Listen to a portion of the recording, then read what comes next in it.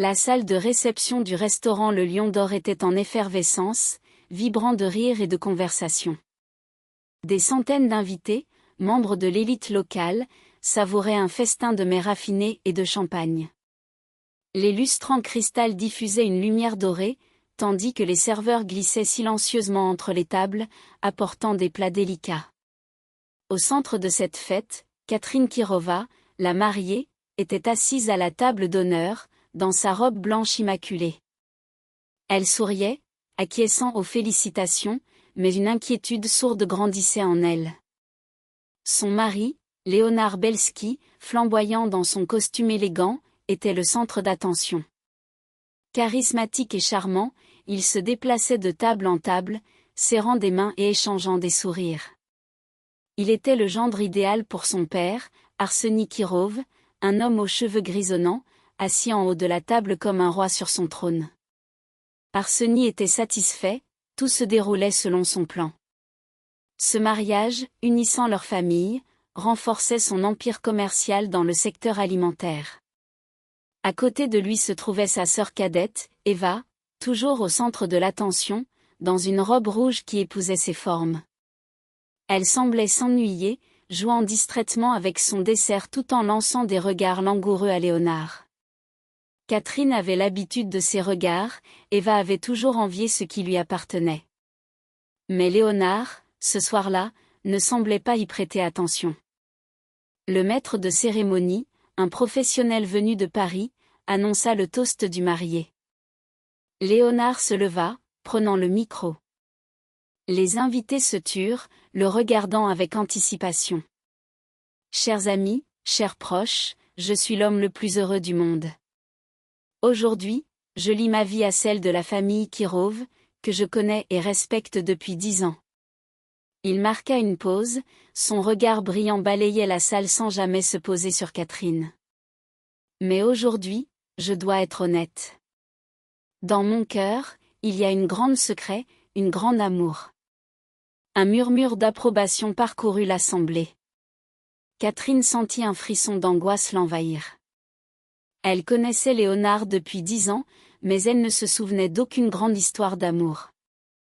Leur relation avait commencé 1 an plus tôt, sur l'insistance de son père. Et maintenant, Léonard continuait, sa voix s'élevant. « Ce premier danse, c'est pour celle que j'ai secrètement aimée pendant toutes ces années. » Le cœur de Catherine s'arrêta un instant. C'était une blague, un mauvais tour. L'orchestre commença à jouer une mélodie douce. Léonard, toujours avec le micro, s'avança vers la table d'honneur. Catherine se leva, prête à prendre sa main, mais il la dépassa sans un regard. Il s'approcha d'Eva, qui s'illumina de joie. Elle se leva gracieusement, tendant la main, et Léonard l'entraîna au centre de la salle. Le monde de Catherine se réduisit à cette scène. Son mari dansait avec sa sœur, tandis que les applaudissements commençaient, d'abord timides, puis de plus en plus forts. Les invités, pensant à une belle tradition familiale, ne comprenaient pas l'humiliation qu'elle ressentait. Elle était là, sous les lumières dorées, se sentant se briser en 1000 morceaux. Elle aperçut le visage souriant de son père, qui applaudissait, approuvant ce spectacle. Elle était devenue une simple fonction, un accessoire dans cette farce. L'envie de crier, de fuir, de pleurer devant tous ces regards la submergeait. Mais au lieu de cela, quelque chose en elle se figea, froid et tranchant comme la glace.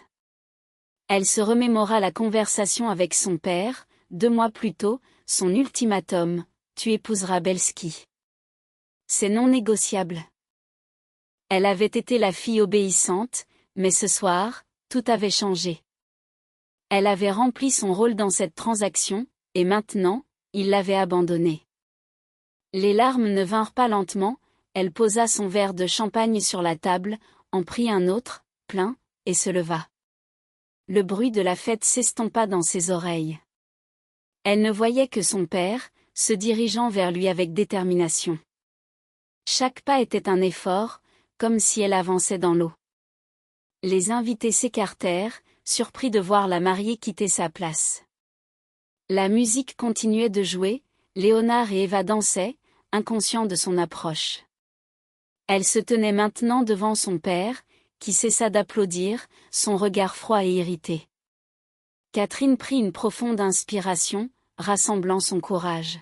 « Père, dit-elle d'une voix claire, puisque Léonard vient de déclarer son amour pour Eva, cela signifie-t-il que tu annules la dette de 5 millions de roubles qui m'a forcé à l'épouser ?» Le temps sembla s'arrêter. Les applaudissements cessèrent brusquement, un silence pesant s'installa. Un invité laissa tomber sa fourchette, le bruit du métal sur la vaisselle résonna comme un coup de tonnerre. Tous les regards se tournèrent vers elle, vers son père, vers le couple figé au centre de la salle. Léonard, surpris, toussa, se pliant en deux, le champagne qu'il avait bu lui remontant à la gorge. Eva, horrifiée, regardait tour à tour Catherine, son père, puis les invités.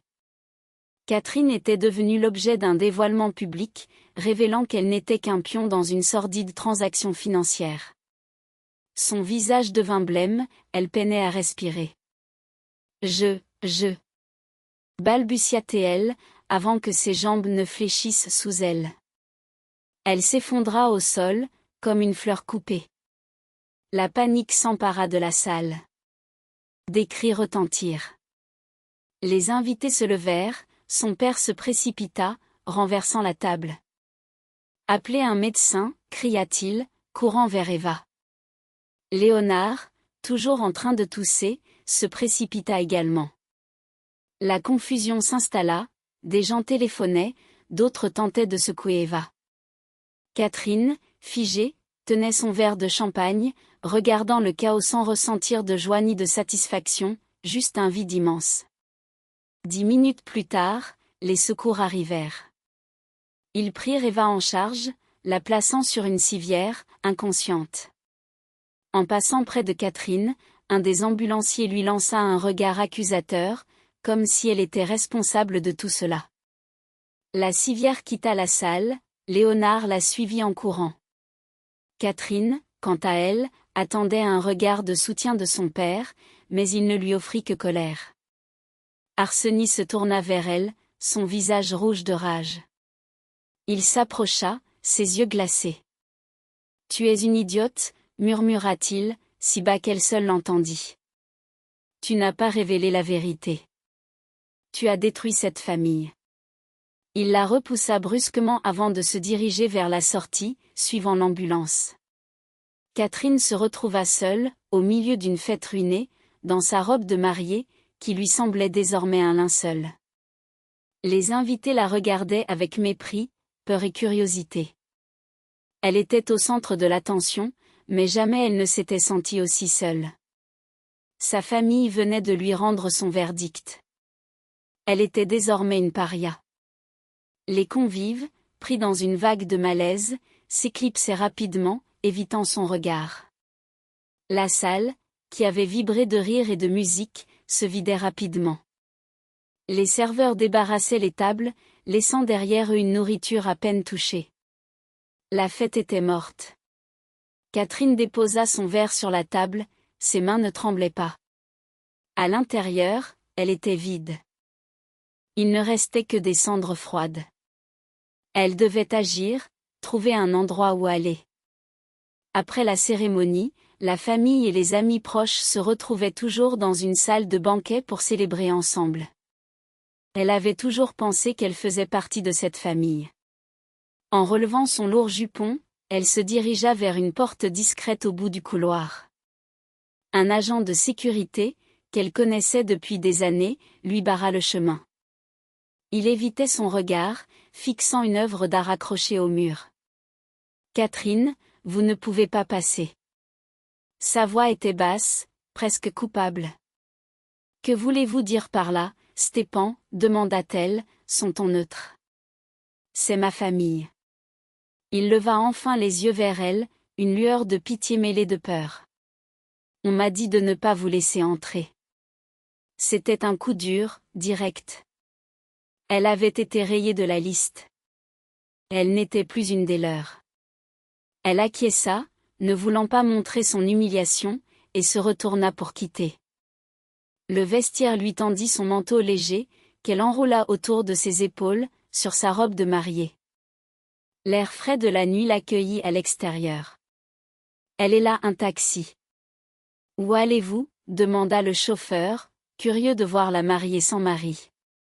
Catherine donna l'adresse de leur nouvel appartement, un cadeau de son père pour leur mariage. Leur nid d'amour, son nouveau foyer. Le trajet à travers la ville nocturne était surréaliste. Les vitrines illuminées, les rares passants, les feux de circulation. Tout cela semblait être des scènes d'un film étranger. Le taxi s'arrêta devant un immeuble de luxe. Le concierge, la saluant poliment, lui ouvrit la porte. Elle monta dans l'ascenseur jusqu'à son étage, s'approcha de la porte de leur appartement numéro 77, inséra sa clé dans la serrure. Elle ne tourna pas. Elle essaya encore, puis encore. En vain. La porte était verrouillée. Quelqu'un avait changé la serrure. Léonard ou son père, sans pitié. Elle appuya son front contre la porte froide. Derrière, se trouvaient ses affaires, ses vêtements, ses livres. Une partie de sa vie à laquelle elle n'avait plus accès. Son téléphone vibra dans la poche de son manteau. Elle le sortit. Le nom de son père s'affichait à l'écran. Elle décrocha. « Où es-tu » demanda-t-il, d'un ton glacial, sans émotion. « Devant ma porte, mais je ne peux pas entrer. Ce n'est plus ta maison, ni ton travail. » Catherine resta silencieuse. « À partir de demain, tu es licenciée de l'usine, pour le scandale public qui a nui à la réputation de l'entreprise et de la famille. Tes comptes bancaires sont gelés. Tous étaient liés au compte de l'entreprise, alors ne tente pas de retirer un centime.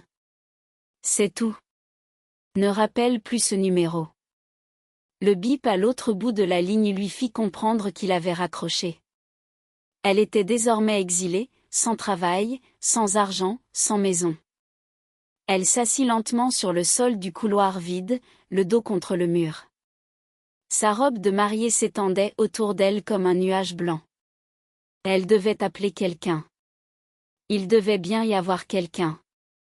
Elle chercha dans ses contacts le numéro de Nicolas Ivanovitch, un ancien partenaire d'affaires de son père. Il la connaissait depuis son enfance, l'appelant toujours Katia. Il répondit après le troisième son. « Allô, Nicolas Ivanovitch. C'est Catherine Kirova. » Un silence lourd s'installa de l'autre côté du fil. « Catherine, je suis très occupé en ce moment, je ne peux pas parler, » répondit-il rapidement avant de raccrocher, sans même demander ce qui se passait. Une larme roula sur sa joue. Elle l'essuya du revers de la main. Pas question de se laisser abattre. Elle composa un autre numéro. Marina, l'amie de ma défunte mère, qui à chaque rencontre me serrait dans ses bras en disant combien je ressemblais à ma mère. Oui, Katia. Sa voix était inquiète. Les rumeurs avaient donc déjà circulé. Marina, bonjour. J'ai un problème. Je n'ai nulle part où passer la nuit. Puis-je ? La ligne se coupa soudainement. Catherine regarda son écran. Appel terminé. Elle rappela. L'abonné était injoignable. Elle avait été bloquée. C'était fini. Son monde, si stable et prévisible, avait cessé d'exister en une heure. Elle était devenue une paria, un actif toxique que tout le monde voulait fuir. Elle se leva. Il fallait qu'elle parte. Mais où ? Une image lui vint à l'esprit. Une vieille maison à la périphérie de la ville, envahie par de la vigne sauvage. La maison de sa tante Zinaïda Kirova, la sœur aînée de son père, avec qui il n'avait pas parlé depuis 20 ans. Elle était le poison de cette famille. Oublie son existence, lui avait dit son père. Elle se souvenait des mots de son père, prononcés alors qu'elle n'était qu'une adolescente. Ce poison, désormais, était sa seule option. Elle sortit dans la rue. Une pluie fine, froide et désagréable, commença à tomber, imbibant son manteau léger et sa robe de mariée. Sans un sou pour un taxi, elle marcha à travers la ville, son vêtement nuptial se transformant en un lambeau humide et sale. Ses talons résonnaient sur le bitume mouillé, et les rares passants s'écartaient de cette silhouette étrange d'une mariée errante sous la pluie.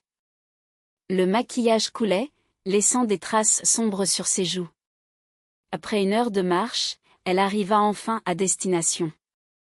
Devant elle se tenait une vieille maison en briques, solide mais négligée, au fond d'un jardin envahi par la végétation.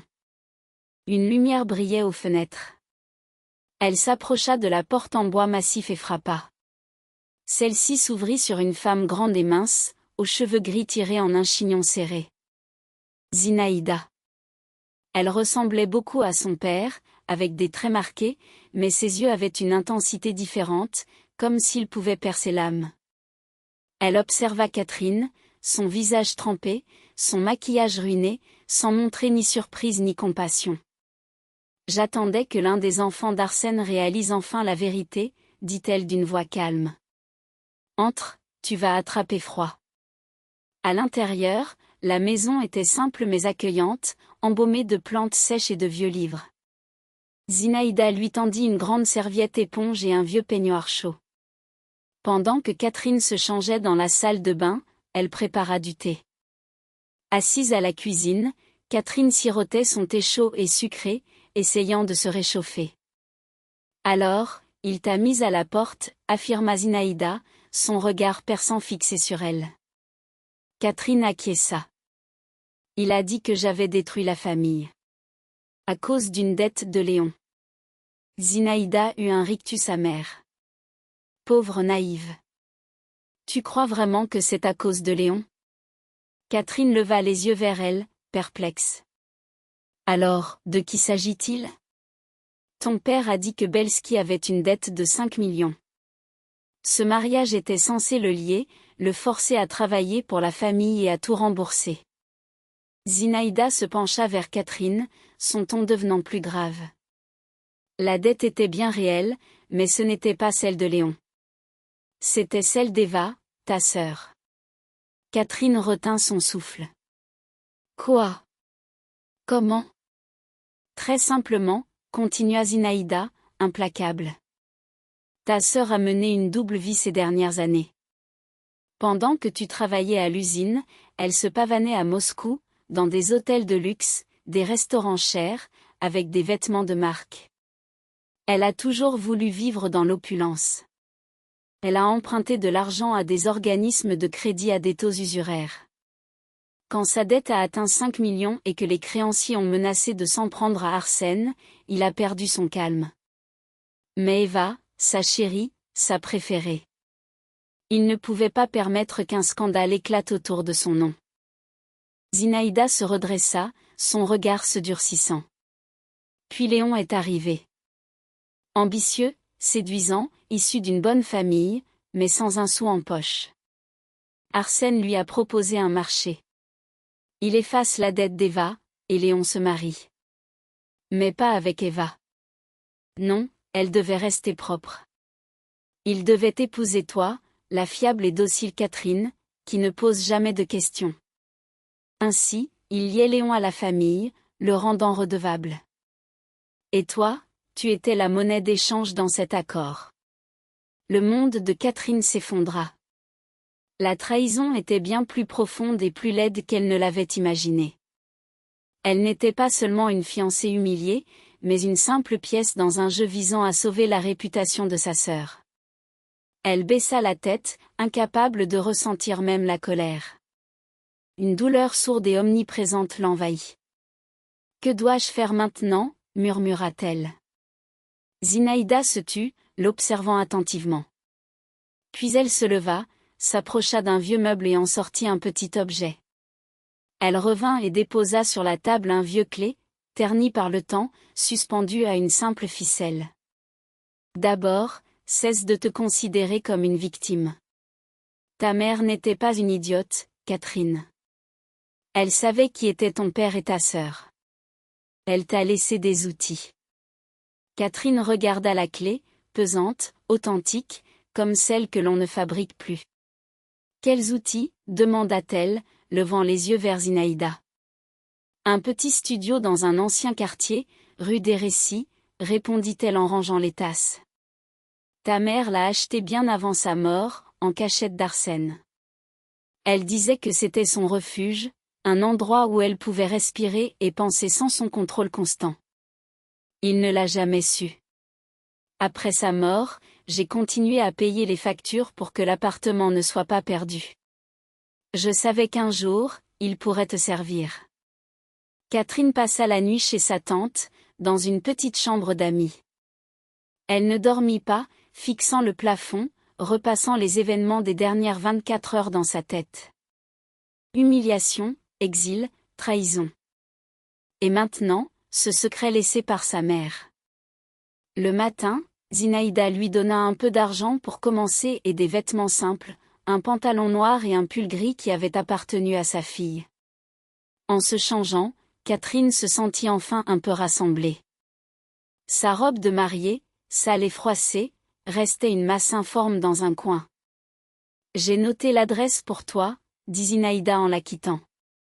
Vas-y, Catherine. Et souviens-toi, ta mère était la personne la plus forte que je connaisse, bien plus forte que ton père. Elle prit le bus, s'asseyant près de la fenêtre, regardant défiler la ville qui n'était plus la sienne. Voici la pâtisserie où elle allait avec son père pour manger des glaces quand elle était petite. Voici le théâtre où Léon l'avait emmenée à leur premier rendez-vous. Et là, le grand bâtiment gris de leur usine, produit Kirov, où elle avait travaillé pendant les 15 dernières années. Tout cela faisait désormais partie d'une vie qui ne lui appartenait plus. L'immeuble de la rue des Récits était un banal bâtiment de 5 étages, avec une façade usée. Pas de concierge ni de hall brillant. Catherine monta les escaliers jusqu'au 3e étage, trouva la porte numéro 24. Son cœur battait la chamade. Elle inséra la vieille clé dans la serrure. Elle tourna avec un grincement rouillé. La porte s'ouvrit, et Catherine fit un pas dans le passé. L'appartement était petit mais impeccablement propre. L'air était stagnant, chargé de poussière et de temps. Des meubles simples, un canapé, un lit, une armoire, un bureau près de la fenêtre, une petite cuisine derrière un rideau. Tout était à sa place, recouvert d'une fine couche de poussière, comme si la propriétaire était sortie un instant et allait bientôt revenir. Sur le mur, un calendrier découpé était figé à la date de la mort de sa mère, il y a 10 ans. Catherine parcourut lentement la pièce, passant sa main sur la surface de la table. Que cherchait-elle? Quels outils? Elle ouvrit l'armoire. Quelques robes simples de sa mère, son vieux manteau. Des piles de livres sur les étagères. Rien d'inhabituel. Son regard tomba sur le bureau. Il était vide, sauf pour une vieille lampe de bureau. Elle tira les tiroirs. Les 2 premiers n'étaient pas verrouillés. À l'intérieur, des paquets de papier vierge, des stylos, des trombones. Tout comme chez quelqu'un qui appréciait l'ordre. Mais le tiroir du bas était fermé. Catherine sortit à nouveau la clé que Zinaïda lui avait donnée. Elle ne correspondait pas. Elle essaya de la tourner dans tous les sens, mais en vain. Le désespoir lui monta à la gorge. Tout cela était-il vain? Elle s'assit sur une chaise, regardant autour d'elle. Son regard tomba à nouveau sur le calendrier. Elle s'en approcha, toucha la feuille jaunie et remarqua une petite éraflure derrière le calendrier. Comme si quelque chose y était caché. Elle souleva prudemment le coin du calendrier. Un petit clé, collé au mur avec un morceau de scotch. Ses mains tremblaient légèrement alors qu'elle insérait cette clé dans la serrure du tiroir du bas. Elle cliqueta. Elle tira le tiroir. À l'intérieur se trouvait une seule chose. Un gros livre de contes, relié en vert foncé. Catherine le sortit et le posa sur la table. Ce n'était pas un journal. À la première page, dans une écriture soignée, se trouvait le relevé des anomalies. Elle commença à feuilleter, et un frisson la parcourut à chaque page. C'était un registre minutieux de toutes les anomalies de production des 2 dernières années de la vie de sa mère. Date, numéro de lot, nom des produits et 2 colonnes. La raison officielle du retrait et le sort réel du produit. Une entrée du 15 mars. Produit, viande en conserve, catégorie supérieure. Numéro de lot 481.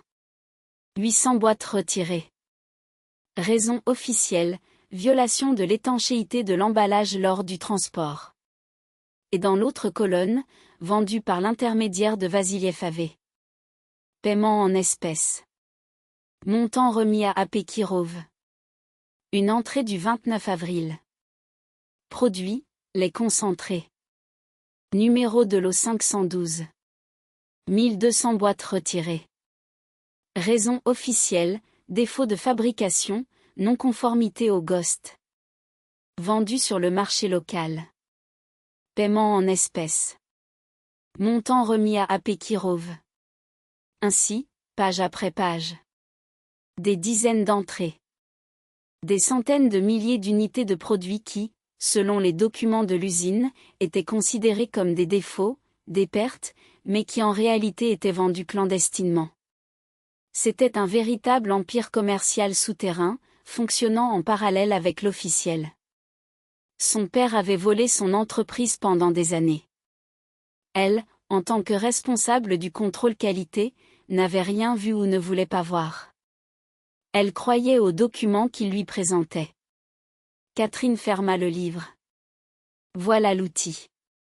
Pas seulement une preuve de vol. C'était une arme. Mais elle ne savait pas comment l'utiliser.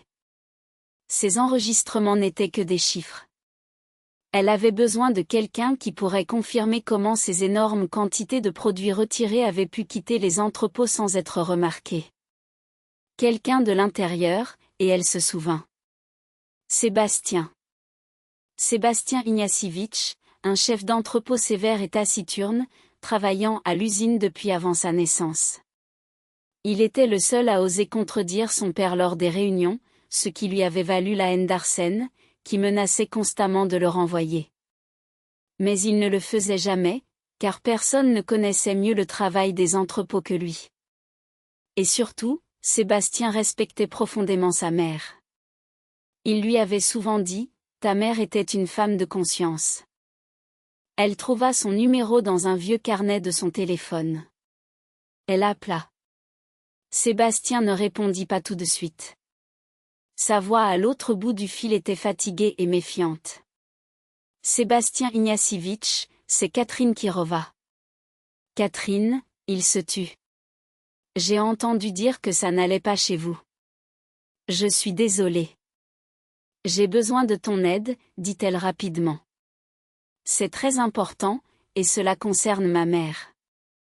L'évocation de sa mère fit réagir Sébastien. Qu'est-ce qui se passe ? Je ne peux pas en parler au téléphone. Rencontrons-nous quelque part où nous ne serons pas vus. Il réfléchit un instant. D'accord. Dans 1 heure à la vieille gare routière, à la plateforme numéro 7. La gare routière était un endroit bruyant et agité, parfait pour se fondre dans la foule. Catherine arriva en avance, s'assit sur un banc, serrant contre elle son sac contenant le registre. Elle ressentait un mélange de peur et d'espoir. Sébastien était son seul espoir. Il apparut à l'heure convenue. Mais ce n'était pas le Sébastien qu'elle connaissait. Il avait l'air effrayé. Ses yeux scrutaient les alentours. Il s'approcha d'elle, mais ne s'assit pas à côté. Parle vite, lâcha-t-il, sans la regarder. Sébastien Ignacievitch, j'ai trouvé des enregistrements de ma mère, commença-t-elle, ouvrant son sac. Ils prouvent que mon père a vendu des produits de l'entrepôt clandestinement. Regarde. Elle voulut sortir le livre, mais il recula comme s'il avait vu un lépreux. Non, ne fais pas ça, murmura-t-il, levant les mains. Je ne peux pas. Qu'est-ce que tu veux dire par « je ne peux pas » ? Catherine n'en croyait pas ses oreilles. C'était sa chance de tout réparer. De rétablir la justice en mémoire de sa mère. Il la regarda enfin dans les yeux, et dans son regard brillait une désespérée supplication. « Je ne peux pas, Catherine. Arsène m'a récemment promue. » Catherine resta figée. « Quoi ? Je suis maintenant le nouveau responsable du contrôle qualité, dit-il, chaque mot lui coûtant visiblement. Ton ancien poste est occupé par quelqu'un d'autre, avec un salaire 3 fois plus élevé. J'ai une femme malade, des petits-enfants, je ne peux pas désoler. » Il se retourna, sans se retourner, s'éloigna rapidement dans la foule de passagers pressés. Catherine resta assise sur le banc, seule au milieu du bruit et de l'agitation de vies étrangères. Son dernier espoir venait de s'envoler, la laissant dans une solitude totale et absolue. Elle resta là, immobile. Les bus arrivaient et partaient, les gens se pressaient, mais elle demeurait figée, serrant contre elle son sac contenant ce trésor désormais inutile. La trahison de Sébastien était plus douloureuse qu'un coup de poing de son père. Son père était un ennemi, on pouvait s'attendre à tout de lui. Mais Sébastien, il était le dernier lien qui la rattachait à son passé, à la mémoire de sa mère, à la foi en l'honnêteté. Et ce lien venait d'être coupé, acheté pour 30 deniers, pour son propre poste. Elle ne savait combien de temps elle resta ainsi. Elle revint à elle lorsqu'un patrouilleur de police s'arrêta à côté d'elle. Un jeune sergent la regarda avec compassion. « Mademoiselle, ça va ? Vous êtes là depuis 2 heures, immobile. »« Ça va, » répondit Catherine d'une voix sourde, se levant. « J'attendais juste. Je m'en vais. » Le chemin de retour vers la maison de Zinaïda lui parut encore plus long. Ses jambes étaient lourdes, son esprit embrumé. Elle rentra chez sa tante, comme un chien battu. Zinaïda l'accueillit sur le seuil. Elle ne posa aucune question. Tout était clair sur le visage de Catherine. Elle la conduisit en silence à la cuisine et lui versa une nouvelle tasse de thé. Catherine lui raconta tout, les yeux effrayés de Sébastien, ses mots sur la promotion. Elle s'attendait à ce que sa tante soit également bouleversée, qu'elle baisse les bras, mais Zinaïda se contenta de pincer les lèvres en une ligne fine et dure. « Je le savais, » dit-elle, et sa voix résonnait de colère froide. C'est sa méthode. Arsène ne se contente pas de punir ses ennemis, il achète ses amis. Il trouve le point faible des gens, une femme malade, une hypothèque, la peur de la pauvreté, et il appuie jusqu'à ce qu'il craque. Sébastien n'est pas un traître, Catherine. Il est une autre de ses victimes. Que dois-je faire maintenant ? Le désespoir transparaissait dans la voix de Catherine. Sans témoignage de l'intérieur, ce registre n'est qu'un morceau de papier. Zinaïda se leva et s'approcha de la fenêtre, les mains croisées derrière le dos. Si tu ne peux pas entrer par la porte, il faut chercher une fenêtre. Il y a encore une personne dans cette ville qui déteste ton père autant que moi. Peut-être même plus. Qui est-ce ? Il s'appelle Pavel Voronov, prononça lentement Zinaïda. Autrefois, il était le meilleur journaliste d'investigation de notre région. Un mordant, qui n'avait peur de rien. Il y a 5 ans, il a commencé à creuser sous un des contrats d'Arsène pour la fourniture de produits aux troupes. Il s'est approché trop près. Que lui a fait ton père ? Il n'a pas menacé ou soudoyé. Ce serait trop simple. Zinaïda sourit amèrement. Arsène a tout orchestré pour que Pavel soit accusé de prendre des pots de vin pour ses articles d'investigation. Témoin sous faux témoignage, enregistrement fabriqué, Pavel a été humilié et renvoyé.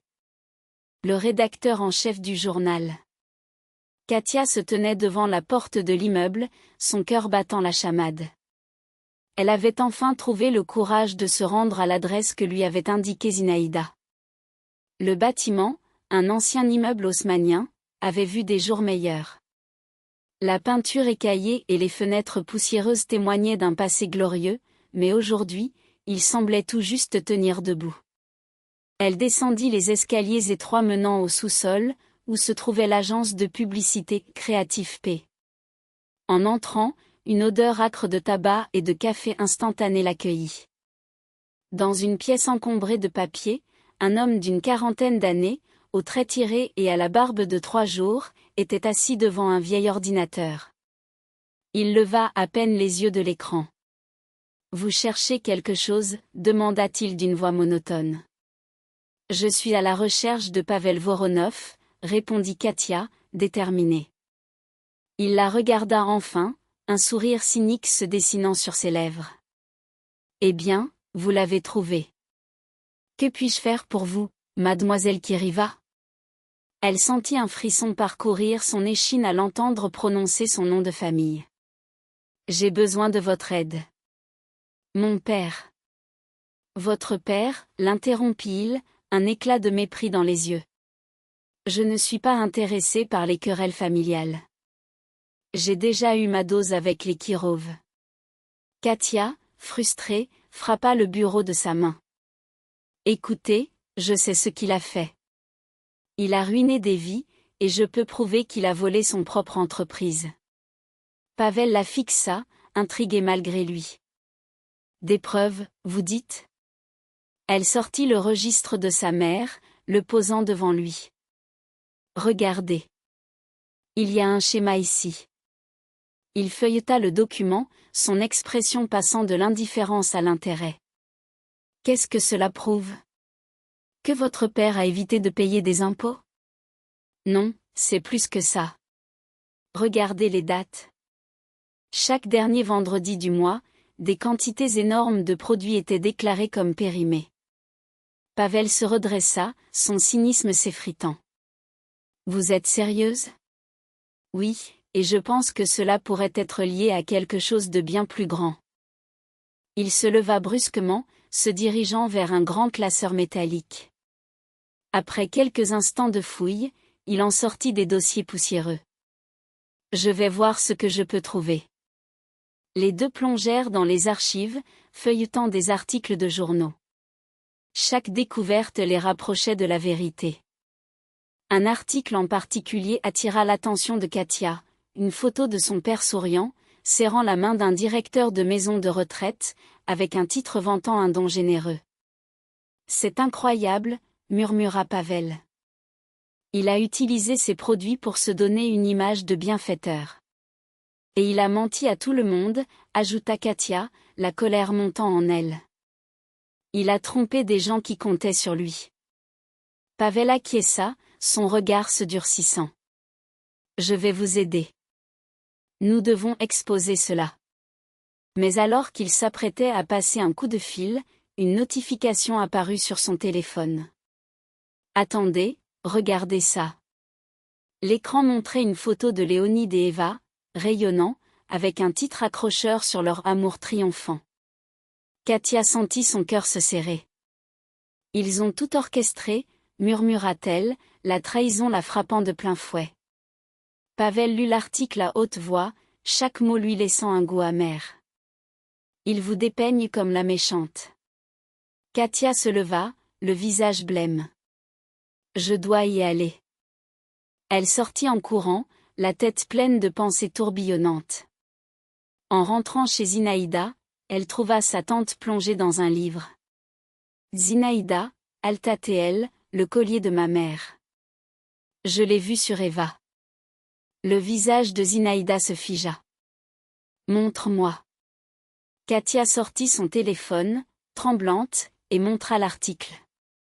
Zinaïda observa l'image, puis baissa les yeux, le visage blême. C'est bien celui-là, murmura-t-elle. Mais comment l'a-t-elle eu ?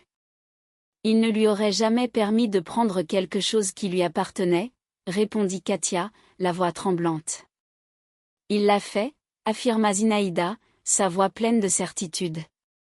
Ce collier a disparu le jour de sa mort. Katia sentit le sol se dérober sous ses pieds. Cela ne peut pas être vrai. C'est la vérité, Katia, dit Zinaïda, son regard perçant. Leur amour a commencé avec un vol. Les mots de sa tante résonnaient dans son esprit, tissant une toile de mensonges et de trahison. Katia se leva, une nouvelle détermination dans le regard. « Je dois retourner là-bas », déclara-t-elle, prête à affronter son passé et à découvrir la vérité. Zinaïda hocha la tête, comprenant sans avoir besoin de mots. Katia s'engagea à nouveau dans la nuit, son esprit en ébullition, prête à déterrer les secrets enfouis. Abonnez-vous à la chaîne de